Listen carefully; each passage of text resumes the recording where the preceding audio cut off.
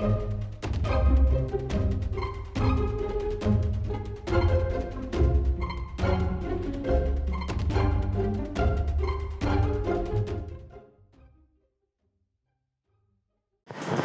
with elasticity, lecture number 1.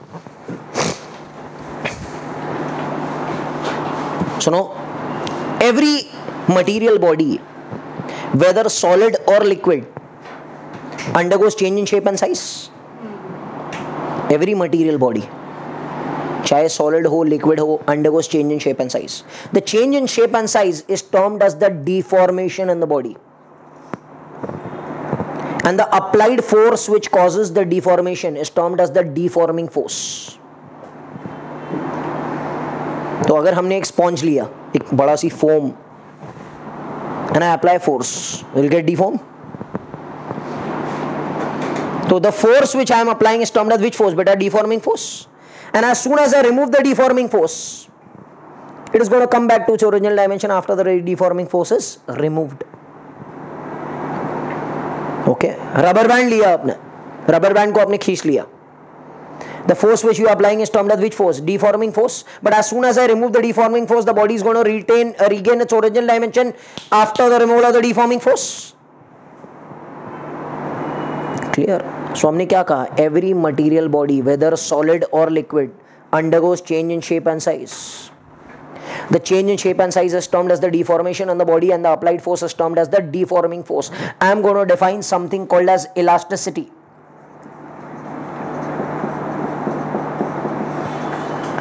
It is the property by virtue of which body regains its original dimension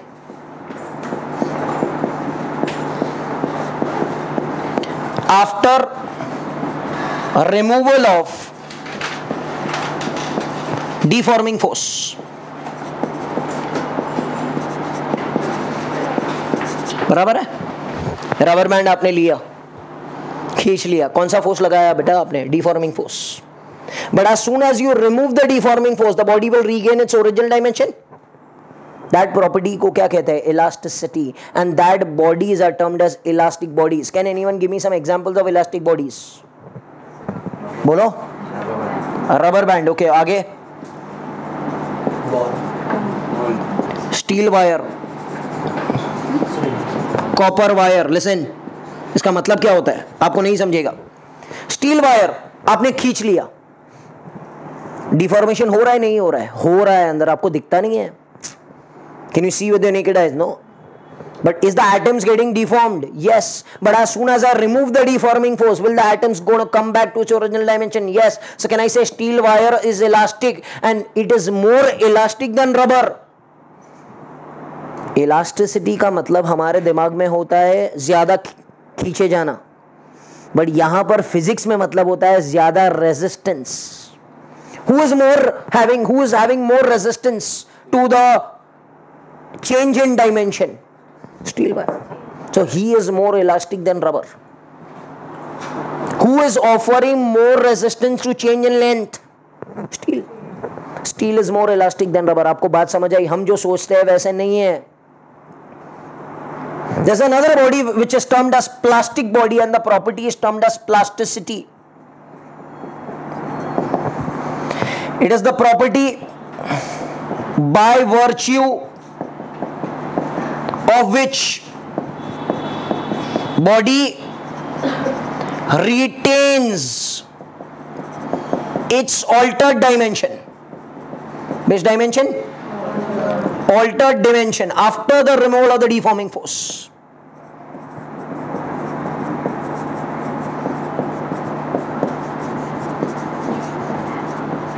Getting it? इसका example क्या लेंगे हम? इसका example मैं लूंगा च्युइंगम, क्ले, वैक्स. आपने एक च्युइंगम लिया, उसको खींच लिया, आपने कौन सा फोर्स लगाया? But as soon as you remove the deforming force, is it going to come back to its original dimension? No, it is going to retain its altered dimension. जो शेप मैंने उसको दे दिया वो शेप में आ जाएगा. That property is termed as plasticity, and that bodies are termed as plastic bodies. Example, clay, wax, plaster of Paris, chewing gum. हम यहां पर चैप्टर जो पढ़ रहे हैं दैट इज इलास्टिसिटी, तो we are gonna study about these bodies. ऐसे तो बहुत बॉडीज हो गए, rigid bodies, elastic bodies, partially elastic bodies, plastic bodies, perfectly plastic bodies, पर हम ये सब चीजों के बारे में पढ़ेंगे. So the body is going to regain its original dimension after the removal of the deforming force is termed as elastic body, and that property is termed as what beta? Elasticity. Clear हो गया definition. Now after this हम पढ़ेंगे कि कुछ bodies elastic क्यों होती है और कुछ बॉडीज प्लास्टिक क्यों होती है. Why elasticity? Why plasticity? The name of the factor is termed as internal restoring force. Can I say every material body consists of atoms? Yes or no? Every material body consists of atoms which are separated by certain distance termed as interatomic distance. If there is a force applied which increases the interatomic distance, I can say in this case internal forces will be generated which tend to restore the atoms back to their original position. फिर से सुनो, every material body consists of atoms which are separated by certain distance called as interatomic distance. If an extending force is applied, the interatomic distance will increase. If a compressive force is applied, the interatomic distance will decrease. In both cases, internal forces will be created which tend to bring the atoms back to their original position. That forces are termed as internal restoring forces. Chewing gum में ये internal restoring forces नहीं होते हैं, negligible होते हैं, और rubber में या स्टील वायर में the internal restoring forces are maximum. आप इमेजिन कर सकते हो कि स्प्रिंग लगा हुआ है, तो अगर मैं यहां पर खींचूंगा तो रिस्टोरिंग फोर्स बेटा ऐसे हो जाएगी ना, which is always directed towards the fixed position termed as the mean position, जो उसको बोलेगे भाई वापस आ जाओ. So these internal restoring forces are responsible for elasticity and plasticity. जिसके पास बहुत ज्यादा internal restoring forces होंगे उसका elasticity बहुत ज्यादा होगा, और जिसके पास negligible restoring forces होंगे उनका elasticity कम होगा, या it will be in plasticity stage. Understand what's happening. Now on the basis of this I am going to define more terms. सबसे पहला term strain is defined as the ratio of change in dimension to the original dimension. बात सुनो इधर.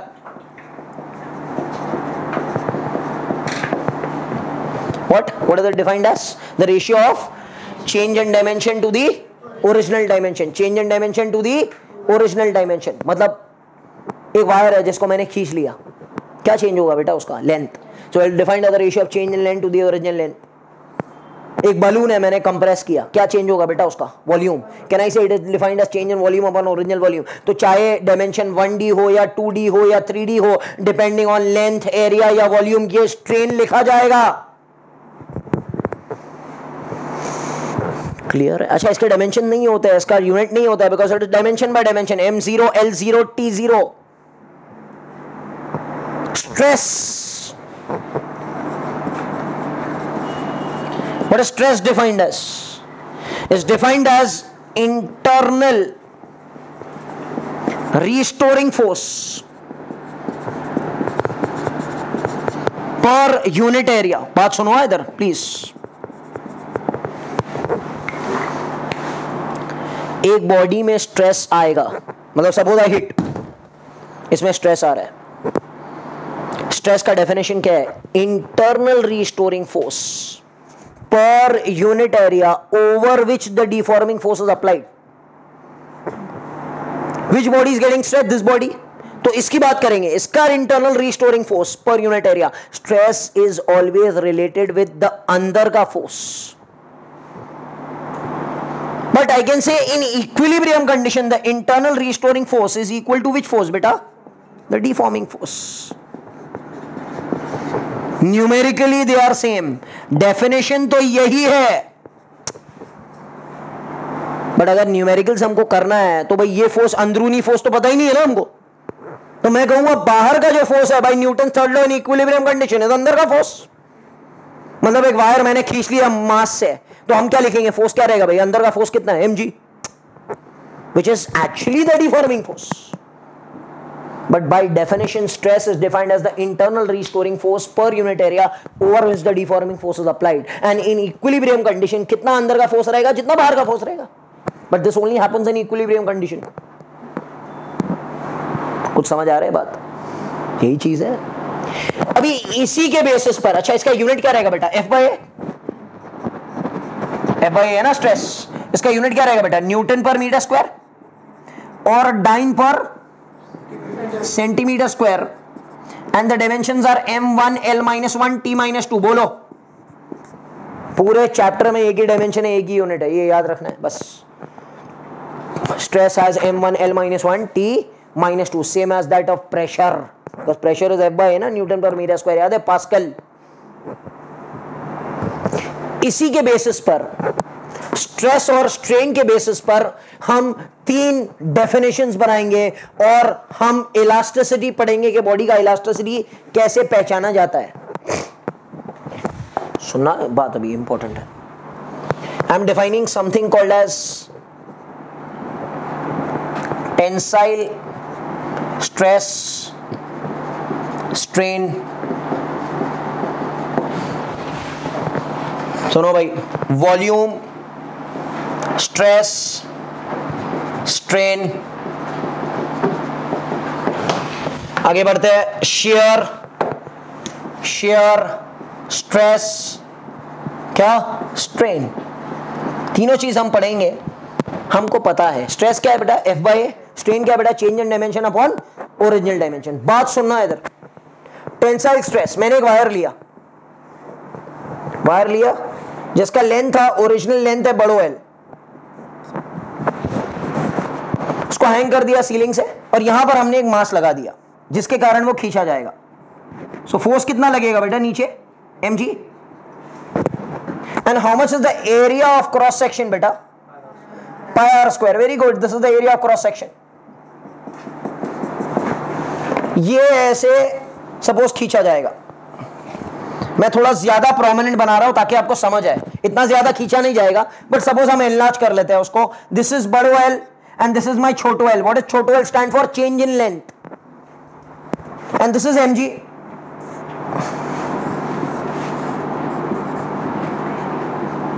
Clear है ना बेटा? समझ में आ रहा है बात? Can I define tensile stress? Tensile stress का डेफिनेशन क्या है? It is the internal restoring force per unit area over which the deforming force is applied. तो स्ट्रेस को कैसे डिफाइन करूंगा? Can I say if the force is applied, बेटा इधर ध्यान दो, if the force is applied, if the force is applied so as to change the length of the body, then the normal force per unit area. देखो area ऐसे है, force ऐसे है, तो नॉर्मल हुआ ना एरिया से. भाई एरिया ऐसे है ना और फोर्स ऐसे लग रहा है. So this force is the normal force per unit area, termed as tensile stress. Unit क्या रहेगा? Newton per metre square, dyne per centimetre square, m1 l-1 t-2. Yes और नो? Tensile stress. इसका दूसरा नाम है लॉन्जिट्यूडिनल स्ट्रेस ऑल्सो. जब भी word हम लोग लॉन्जिट्यूडिनल इज लेंथ, बड़ो L, छोटो L, m, ये. अच्छा इसको मैं लिख सकता हूं F with mg, because in equilibrium condition internal restoring force is mg. And area को लिख सकते हैं बेटा pi square. Volume stress, volume strain. Volume stress define करेंगे. सपोज यहां पर मैंने एक बलून लिया या एक फुटबॉल लिया जिसका ओरिजिनल वॉल्यूम था v. मैंने नॉर्मल फोर्स लगाया चारों तरफ. बोलो इसके कारण क्या होगा बेटा? वॉल्यूम डिक्रीज होगा.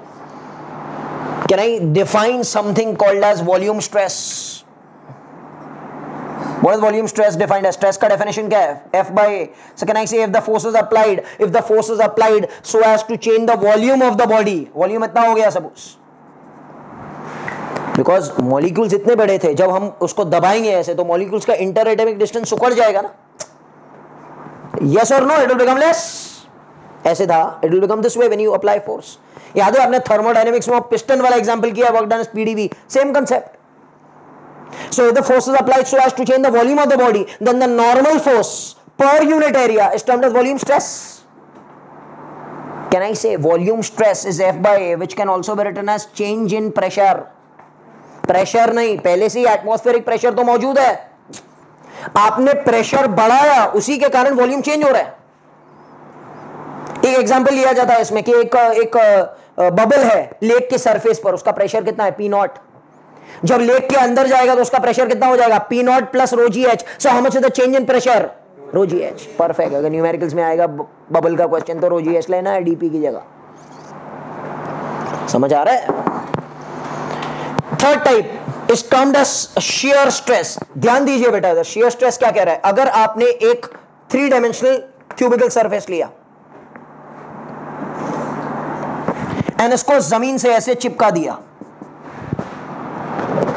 and this length let it be L, बड़ो L, distance from the fixed layer, और यहां पर आपने एक फोर्स लगाया F, इसको कहेंगे टेंजेंशियल फोर्स. क्या कहेंगे बेटा? Tangential force. उसके कारण ये जो क्यूबिकल बॉक्स है वो ऐसे मुड़ जाएगा. Can I call this lateral displacement as DL? And can I call this angle as theta? मैं यहां पर आपको एक एग्जांपल देता हूं. सपोज ये एक बुक है, ये फिक्स लेयर, ये क्यूबिकल बॉक्स है, ये फिक्स सरफेस है बॉटम का. सुनो बात इधर बेटा, मैंने टेंजेंशियल फोर्स ऊपर के सरफेस पर लगाया और देखो ये मुड़ गया. दिख रहा है क्या हुआ? क्या चेंज हुआ? There is change in shape. क्या चेंज हो रहा है बेटा? Change in shape. देखो, can I say there is lateral displacement of the topmost layer by applying which force? Tangential force. So what is shear stress? Can anyone tell me what is shear stress? Shear stress is defined as F by A. If the force is applied so as to change the shape of the body, then the tangential force over this area. जब भी मैं numerical में बोला है कौन सा area लेना है तो ऊपर वाला एरिया लेना है. टेंजेंशियल फोर्स इसके ऊपर लगा रहा है. इधर कौन सा एरिया लेना है? Normal area. इधर कौन सा एरिया लेना है? Normal area. इधर कौन सा एरिया लेना है? Tangential area. Shear stress, if the force is applied so as to change the shape of the body, then the tangential force per unit area is termed as shear stress. If the force is applied so as to change the length of the body, the force is applied so as to change the volume of the body, the force is applied so as to change the shape of the body, then the normal force, tangential force per unit area is termed as tensile, volume and shear stress. Newton per meter square, dyne per cent, E meter square, M1 L minus 1 T minus 2. बोलो correct है? Now we are doing tensile strain. बात सुन लो इधर. Strain का definition क्या था? Basic change in dimension upon original dimension. Which is the dimension which is changing over here? Length. So can I say it is defined as the ratio of change in length to the original length? No units, no dimensions. Can I say this is defined as the ratio of, बोलो, volume strain और bulk strain is defined as the ratio of change in volume to the original volume. भाई change in volume इतना हुआ ना, ये change हुआ ना volume, ये तो फाइनल वॉल्यूम है. ओरिजिनल वॉल्यूम बढ़ो v, final volume v dash. Can I say v minus v dash is dv. So change in volume upon no unit, no dimension. तीसरा वाला क्या रहेगा भाई? Shear strain is defined as the ratio of lateral displacement of the layer to its distance from the fixed layer. Relatively कोई चीज होना चाहिए ना भाई, तो lateral displacement of this layer upon distance from the fixed layer, इसको हमने reference पकड़ा. इधर कितना चेंज हो रहा है with respect to this math? Can I say that is tan theta.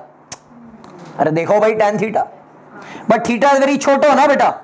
So tan theta will be approximately equal to theta, where theta is expressed in what sir? Radians. सही है ना? तो shear strain is dl by l which is tan theta, which is theta, where theta को कहते हैं angle of shear, angle of shear. समझ आ रही बात? ये चीज पढ़ने के बाद ये चीज पढ़ने के बाद ओके मैं आपको कुछ एक डेफिनेशन दूंगा, फिर हम लोग ये चीजों को ज्वाइन करेंगे। ओके ध्यान दीजिए बेटा इधर please. There is something called as elastic limit.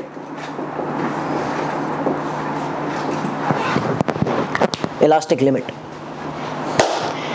every material body whether solid or liquid undergo change in shape and size. The change in shape and size is termed as the deformation and the applied force is termed as the deforming force. Can I say if the deforming force is small, the body will regain its original dimension after the removal of the deforming force? But if the deforming force is large, the body will not regain its original dimension after the removal of the deforming force. In such case, we say that the body is stretched beyond a limit termed as elastic limit. उसके बर्दाश्त के ताकत से बाहर हो गया। आपने 1 kg लगाया, खींचा गया, निकाल दिया, वापस आ गया। आपने 3 kg लगाया, इट इज गेटिंग स्ट्रेच्ड, निकाल दिया, वापस आ गया। आपने 10 kg लगाया, वो स्ट्रेच हो गया, निकाला, वापस नहीं आया। A permanent stretch mark is going to come in the wire. We say that in that case the body is stretched beyond elastic limit. Elastic limit हमेशा वायर में नहीं होता है, हर बॉडी में होता है। आप नायलॉन का टी शर्ट खरीदने जाओ, उसका जो कॉलर है, after some washing it will become wear and tear, will come back to zero. We say that is cross the elastic limit. कितने ब्रिजेस ऐसे होते हैं जो इलास्टिक लिमिट क्रॉस कर चुके रहते हैं, उसके ऊपर से गाड़ी जाएगा तो it can crack, it can break down. कितनी बिल्डिंग्स ऐसी होती है ओके जिसको रेगुलरली रिपेयर करना रहता है because it doesn't cross the elastic limit. Because अगर इलास्टिक लिमिट क्रॉस हो चुका है तो one earthquake will fall down. Elastic limit मतलब क्या, एक झटका लगेगा तो बर्दाश्त कर लेगा, फिर उसे वापस वो that force will be removed, will come back to the original dimension. Understand? That's why regular checkup of everything is necessary. Civil engineering इसी के लिए होता है, मैकेनिकल इंजीनियरिंग इसी के लिए होता है। Understand what's happening? बहुत ज्यादा आप एक्सरसाइज करेंगे तो स्किन में भी स्ट्रेच मार्क आ जाएगा। Permanent stretch mark, cross the elastic limit. Skin is elastic, आपने खींचा, छोड़ दिया, वापस आ गया। As old age is there, the skin will lose its elasticity. It will cross the elastic limit. Will it come back to its original dimension after the removal of the deforming force? No. What is the elastic limit? It is the maximum stress up to which a body can be stretched without permanent deformation. It is the maximum stress a body can bear without permanent deformation. इसको define करने के लिए एक physicist आ गया है जिसका नाम था hook. Okay, he made a law termed as Hooke's law. He says that within elastic limit, क्या कहा? Within, अभी पूरा चैप्टर यही नाम चलेगा, within elastic limit. Within elastic limit, stress is proportional to strain. मतलब जितना आपने खींचा उतना खींचा हुआ जाएगा उसमें। जितना आपने फोर्स पर यूनिट एरिया लगाया उतना change in dimension upon original dimension होगा। आपने ज्यादा फोर्स लगाया ज्यादा स्ट्रेसिंग होगा, ज्यादा स्ट्रेन होगा। आपने कम लगाया कम होगा, but within the elastic limit, उसके बर्दाश्त के अंदर होना चाहिए। If I remove the proportionality sign, भाई क्या हो जाएगा बताओ? Stress will become E strain, where E is termed as stress by strain within elastic limit. इसका नाम is modulus of elasticity. क्या कहता है बेटा इसको? Modulus of. So what is modulus of elasticity? Modulus of elasticity is defined as the ratio of stress to strain within elastic limit. Whenever I define modulus, it is the ratio of stress to strain. Whenever I define modulus, it is the ratio of stress to strain. Whenever I define modulus, it is the ratio of stress to strain within elastic limit. समझ आई बात? अच्छा मैं graph बनाऊं stress versus strain का तो कैसे रहेगा भाई? With in elastic limit, straight line भाई ऐसे ही रहेगा ना। उसका ग्राफ क्या, स्लोप क्या रहेगा? ई ना। और ई का यूनिट क्या रहेगा? Newton per metre square, time पर सेंटीमीटर स्क्वायर। एक ही चीज तो है, स्ट्रेन का तो कोई यूनिट ही नहीं है। कुछ समझ आ रहा है कि समझ ही नहीं आ रहा है हमको कुछ भी? वैसे ही हर एक चीज का मॉड्यूलस होगा। मॉड्यूलस का मतलब होता है बर्दाश्त करने का ताकत। जैसे मोमेंट ऑफ इनर्शिया था, जैसे रेजिस्टेंस था। E का मतलब होगा द रेजिस्टेंस टू चेंज। अगर इस वायर का E ज्यादा है मतलब वो ज्यादा चेंज इन लेंथ नहीं करेगा फॉर अ गिवन फोर्स। दो वायर है, एक का E कम है, एक का E ज्यादा है, तो विच वाला will go under go more deformation? जिसका E कम रहेगा। ज्यादा वाला E will resist the change. You understand? Literal meaning of elasticity अभी शुरू हो रहा है। किससे पढ़ रहा है? मॉड्यूलस से पढ़ रहा है। Greater value of modulus indicates greater resistance to change. Lesser value of modulus indicates lesser resistance. वही मीनिंग है इलास्टिसिटी का जो डिनोट करता है E से। अच्छा, इसका E मॉड्यूलस ऑफ इलास्टिसिटी का नाम इज यंग्स मॉड्यूलस। इसका मॉड्यूलस ऑफ इलास्टिसिटी का नाम इज बल्क मॉड्यूलस। इसके मॉड्यूलस ऑफ इलास्टिसिटी का नाम इज मॉड्यूलस ऑफ रिजिडिटी। भैया सबका मॉड्यूल आप कंफ्यूज हो जाएंगे ना भाई। तो इसके लिए मॉड्यूलस ऑफ इलास्टिसिटी का नाम क्या पड़ गया बेटा? इसके लिए क्या पड़ गया? Young's modulus. बट मॉड्यूलस का डेफिनेशन क्या है बताइए मुझे? It is defined as the ratio of stress by strain. But इधर के स्ट्रेस का नाम क्या है? Perfect. So Young's modulus defined as the ratio of tensile stress to tensile strain. But within elastic limit बोलना बहुत जरूरी है। Young's modulus denoted by the letter Y। Tensile stress का डेफिनेशन क्या है बेटा? F by A. Tensile strain का definition क्या है बेटा? Small L by big L. So Y का फॉर्मूला क्या हो जाएगा? F big L A small L. बोलो F big L upon A small L. F big L upon A small L. F big L upon A small L. Can I write this as mg capital L upon pi r square small L? बोलो।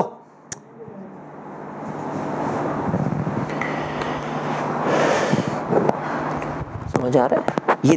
अच्छा, एक दो wires है, एक का Young's modulus ज्यादा, दूसरे का यंग्स मॉड्यूलस कम। क्या इंडिकेट करता है? जिसका यंग्स मॉड्यूलस ज्यादा है okay he will resist the change in length more.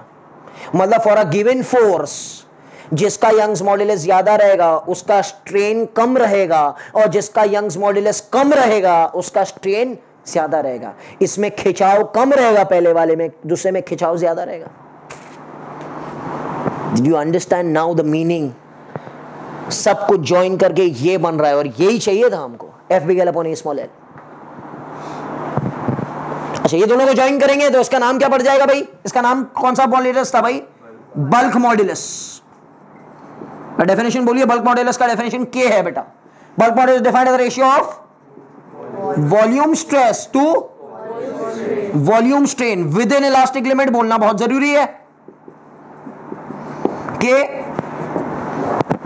Volume stress क्या है? डीपी है, and this is what DV by V ना बेटा। Can I write this as V DP by DV with a minus sign? What does minus sign indicate? Minus sign indicate pressure is inversely proportional to volume. अगर pressure बढ़ाएंगे तो volume घटेगा, अगर pressure कम करेंगे तो volume बढ़ेगा। So what is the formula for K? VdP by dV. What is the formula for K? VdP by dV. VdP by dV. VdP by dV. Are you all understanding what's happening?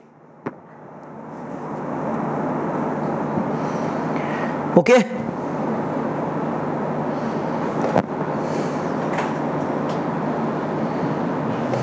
Fine. Listen over here. K is VdP by dV. Minus sign indicates volume is inversely proportional to pressure. समझ आ गई बात? अच्छा, इसका नाम क्या रहेगा भाई? इसके भी मॉड्यूलस रहेगा। इस मॉड्यूलस का नाम इज मॉड्यूलस ऑफ रिजिडिटी। बोलो, मॉड्यूलस ऑफ क्या नाम है? Modulus of rigidity is by Greek letter eta. Modulus of rigidity is defined as the ratio of, बोलिए, shear stress to shear strain, but बोलो within perfect. shear stress का नाम क्या बेटा? F by A, and shear strain का नाम क्या बेटा? Theta. So can I say eta is F by A theta? Understand? Where theta is dl by L. Eta is F by A theta. Eta is F by A theta. Eta is F by A theta. Eta is F by A theta. तीन मॉड्यूलसेस हमने पढ़े। सबसे पहला modulus कौन सा था? Young's modulus, F big L upon A small L.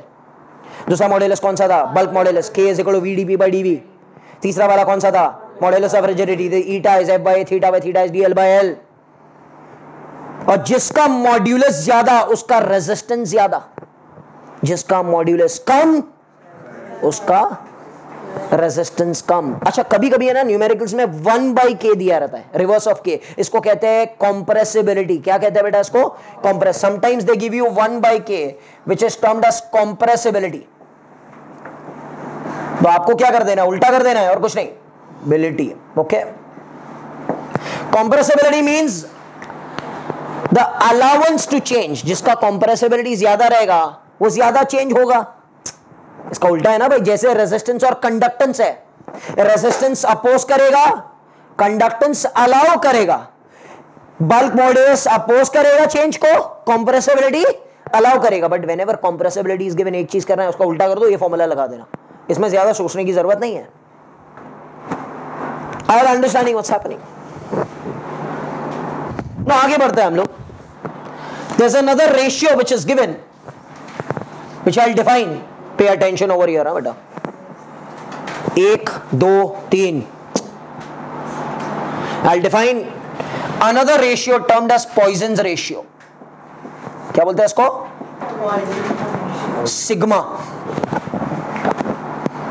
is defined as the ratio of lateral strain to longitudinal strain within elastic limit. बात सुनना है इधर। एक वायर को जब आप खींचते हो तो लंबा हो जाता है। Who is accounted for change in length, original length? Tensile, और इसका दूसरा नाम क्या बच्चा? Longitudinal. Have we accounted for change in radius? जब हम वायर खींचेंगे तो पतला हो जाएगा ना भाई। एक कोई चीज का लेंथ बढ़ता है तो उसका ब्रेथ, डेप्थ, रेडियस, डायमीटर सब घटता है। Have we accounted for that? No. That accountants will come in lateral strain. Lateral strain is defined as the ratio of change in radius, original radius, and longitudinal strain is change in length, original length. So इसको कहते हैं sigma. Change in radius, original radius, change in length, original length, or it can also be written as change in diameter, original diameter, change in length, original length. बात समझ में आ रही है? इसका और डिटेल में हम सीईटी के लेक्चर्स में पढ़ेंगे कि सिग्मा का वैल्यू कितना होना चाहिए जब जीरो वॉल्यूम रहेगा, चेंज इन वॉल्यूम जीरो रहेगा, और वो सब चीजें हम सीईटी के लेक्चर्स में हायर लेवल पे पढ़ेंगे। अभी बेसिक सिलेबस के हिसाब से सिग्मा का formula is lateral strain upon longitudinal strain within the elastic limit. Are all understanding? सुनो, we are starting with derivation of 4 marks, energy stored per unit volume in the wire. बात सुनिए इधर please. एक wire है, imagine spring है, spring को मैंने compress किया। क्या मुझे कांस्टेंट फोर्स लगाना पड़ेगा कि अलग अलग फोर्स लगाना पड़ेगा? अलग अलग। 2 newton, 4 newton, 6 newton, 8 newton, force सबका अलग है। तो can I find work done as force into displacement? नहीं, बिकॉज फोर्स हर मोमेंट पर अलग अलग है। तो मैं क्या करूंगा, एक छोटा सी इनफाइनाइटेसिमल एलिमेंट लूंगा और उसको इंटीग्रेट करूंगा from this point two this point. ये रूल है। तो जब एक वायर खींचा जाता है यहां से यहां तक, तो उसमें इंटरनल फोर्सेस अलग अलग रहता है। जब इतना खिंचाव रहेगा तो इंटरनल फोर्सेस कम रहेंगे, ज्यादा when it is getting this much stretch, internal forces are maximum inside. F is kx का नाम सुना है ना? तो F is proportional to x। जितना x ज्यादा उतना F ज्यादा, वाइस वर्सा। और जब भी हम एक वायर के ऊपर काम करते हैं तो energy is not wasted, energy is stored in the 3 dimensional volume in the wire, and therefore it is also termed as energy density of the wire. Density हो सकता है per unit length, per unit area, per unit volume. इधर 3 dimension में stored है ना। हमने potential energy of the spring पढ़ा in SHM. क्या नाम था potential energy of a spring in SHM? Half kx²। हम देखेंगे कुछ इसी तरह फॉर्मूला आएगा आज। हाफ तो आएगा ही, हम बताएंगे आपको क्या हो। So there was a wire of length L, इसका क्रॉस सेक्शनल एरिया कितना था बच्चा? πr²। उसको हम खींच रहे हैं with force F which is mg। खिंचाव उसमें आएगा छोटो L, हमने बड़ा बना दिया, एक्चुअली इतना ज्यादा नहीं होगा but it is prominent to understand. ये L है, area cross section is pi r square. इसमें डिफाइन कौन सा होगा? Tensile stress, the internal restoring force per unit area over with the deforming force is applied. Tensile strain is छोटे l बाय बड़े l. इन दोनों से क्या मिलेगा? Young's modulus tensile stress to tensile strain within the elastic limit. So y क्या मिला? F big है, F by A small l by big L, which is y will become F big L upon A small l। समझ में आ गई बात? तो यहां से मैं F निकाल लूंगा। Can I say what is F बेटा? F will become y A small l by capital L। यहां से हम डिस्कशन शुरू करते हैं। What does y stand for? Y। What does A stand for? Cross sectional area। What does Chhotu L stand for? What does capital L stand for? What does capital F stand for? Which force? मैंने आपको starting में definition बताया था, it is the internal restoring force which is at equilibrium condition equal to deforming force. बात सुनिए, अब यहां से कहानी शुरू होती है। तो मैं कह सकता हूं कि इंटरनल रीस्टोरिंग फोर्स अब कितना है? F। जब खिंचाव कितना है? L। तो जब पूरा खिंचाव L है तो इंटरनल रिस्टोरिंग फोर्स इसके अंदर F है, विच इज इक्विलिब्रियम कंडीशन पे इक्वल टू mg। खिंचाव ज्यादा, फोर्स ज्यादा, इंटरनल। यहां से आगे देखते हैं ड्यूरिंग प्रोसेस ऑफ स्ट्रेचिंग बेटा, लेट एक्सटेंशन बी एक्स। कितना खिंचाव हमने दिया? यहां से लेके यहां तक ही दिया सपोज। कितना है? इसका नाम कितना है? एक्स। तो क्या इंटरनल रिस्टोरिंग फोर्स होती है उतना ही रहेगा? नहीं, उतना नहीं रहेगा। कैन आई से इंटरनल रिस्टोरिंग फोर्स अब कितना हो जाएगा? कैन आई डिनोट बाय छोटो F? It will become Y A X by L. बोलो, इस समय, इस इंस्टेंट पर, इस मोमेंट पर इंटरनल रिस्टोरिंग फोर्स कितना है? छोटो है, which is Y X by L, which is tending to restore the atoms back to the original position. वापस आओ।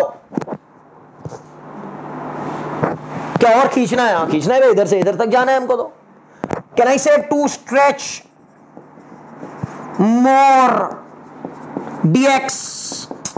कितना खींचना है बेटा? और सपोज कितना खींचना है? dx। to stretch more dx, can I say work has to be done against whom? Against छोटो f ना, at that moment कौन मौजूद है वो टाइम पर? छोटो f। तो उसी के अगेंस्ट काम करना है। What is the formula for work done? F into dx। Work done का नाम लेता है dw, डिफरेंशियल वर्क डन, छोटा work done. Force at that moment है differential displacement, infinite summil displacement, infinite summil work done, छोटो work done, छोटो displacement। What is the F present at that moment? This one। So can I say work done will become what? Y A x by L into dx। This is differential work done। If I need पूरा work done, what to do? Integrate। So हमको पता है कि अगर ये non continuous चीजें है, okay, continuous चीजें है तो उसको इंटीग्रेट करना है। From what? 0 to W and 0 to छोटो एल। खींचना कहां तक है? खींचना 0 से लेके छोटो एल तक है ना।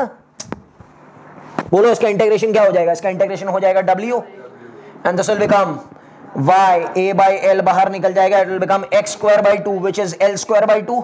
Definite integration. इसको रीशफल करते हैं। Work done will become half y a l by l into छोटो l। What is y a l by l? f। So can I say work done is never wasted, is stored in the form of energy. Which energy? Yes, come on, tell me. Potential energy, which will become half. This is what beta? F into छोटो l। आप अगर इसको compare करो हमारे oscillations के साथ, can I से F is kx and x का x क्या आया? हाफ के x स्क्वायर आया कि नहीं आया? ये आधा साइन बहुत इंपॉर्टेंट है। Half indicates that 50% of the energy is lost as heat.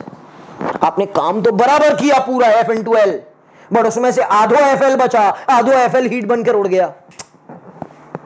But हमको ये नहीं चाहिए। This is just energy. We need energy stored in the volume. So can I divide this by volume? Can I say energy stored per unit volume will become half F into छोटो L by volume will become area into length. Volume is area into length. अच्छा, what is energy stored per unit volume? बताइए। Half F by A को लिख सकते हैं बेटा stress, and छोटो L by बड़ो एल इज व्हाट? स्ट्रेन। इसके दूसरे फॉर्म्स भी है बहुत सारे। इसका second form, can I write stress as Y strain? तो इसको ऐसे भी लिख सकते हैं, energy stored per unit volume is half, ये हो गया वाई स्ट्रेन, तो it will become what? Y strain square. ये सेकंड फॉर्म है। इसका तीसरा फॉर्म भी है बेटा, can I write strain as stress by Y, so will become stress square by 2y, so third form will become stress square by 2y. This form also you should know. इधर हमने तीन formulas पढ़े। Work done, energy is half FL, energy stored per unit volume is half stress strain square y by 2 and stress square by 2y। समझ में आ रही है बात? This comes in the examination for 4 to 5 marks.